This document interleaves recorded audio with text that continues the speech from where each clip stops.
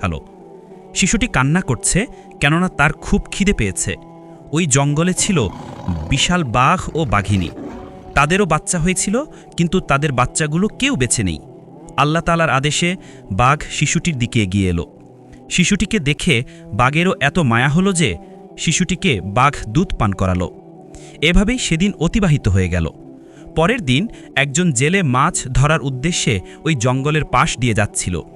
এমন সময় হঠাৎ করে তার চোখ গেল ওই শিশুটির দিকে। দেখে তার খুব মায়া হলো।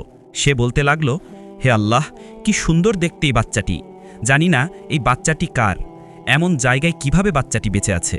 তার তো খাবার কিছু নেই। জানি না কোন মায়ের এই সন্তান। এসব কথা ভাবতে ভাবতে তার এত মায়া হলো, সে শেষ পর্যন্ত বাচ্চাটিকে তুলে নিল এবং বাচ্চাটিকে নিয়ে আপন গোত্রের সর্দারের কাছে নিয়ে আসলো। তাদের সর্দার শিশুটিকে দেখে খুবই মুগ্ধ হলো এবং বলল, এই শিশুটি তুমি কোথায় পেয়েছ? তুমি কি জানো এর মা বাবা কোথায় আছে? আমাদের উচিত তার মা বাবার কাছে দিয়ে দেওয়া। তখন লোকটি বলল, সর্দারজি, আমি জঙ্গলের পাশ দিয়ে যাবার সময় দেখলাম জঙ্গলের মধ্যে একটি গাছের নিচে বাচ্চাটি ক্রন্দনরত অবস্থায় আছে। আশপাশে তার কেউ ছিল না। মনে হয় তার মা বাবা ইন্তেকাল করেছে। তাকে দেখে আমার খুব মায়া হলো, এই জন্যই আপনার কাছে নিয়ে আসলাম। তখনই সর্দারজি বললেন, ঠিক আছে, আমার কোনো সন্তান নেই। এই শিশুটির দায়িত্ব আমি নিলাম।